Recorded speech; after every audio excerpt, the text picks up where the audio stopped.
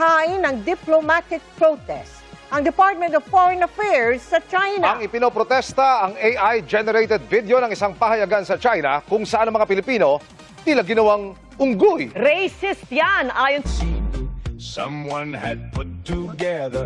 Unang tingin pa lang kapansin-pansin na ang kasuotan ng unggoy na tampok sa AI-generated animation na ito na nakapost sa social media page ng China Daily, isang state-owned na English newspaper sa China. Nakabarong at nakasuot ng salakot. The world's most wobbly karaoke stage. Go on! Start singing!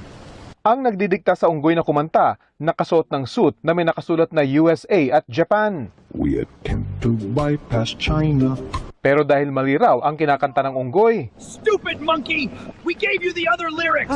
ang kodigo may nakasulat na South China Sea Arbitration Award. Maya-maya pa, Wait! This wasn't in the script!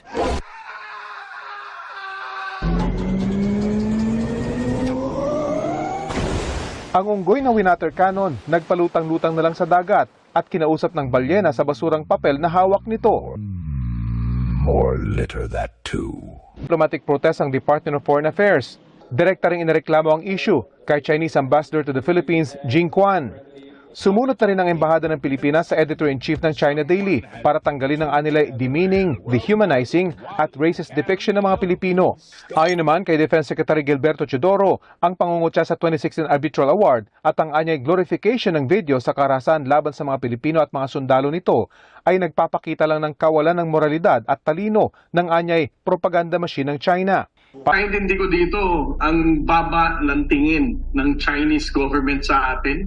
And para sa akin, ang ikumpara, ang physical features natin as unggoy is napaka-racist. No? Walang puwang na ito sa ugnayan natin ngayon sa modernong panahon. Ang China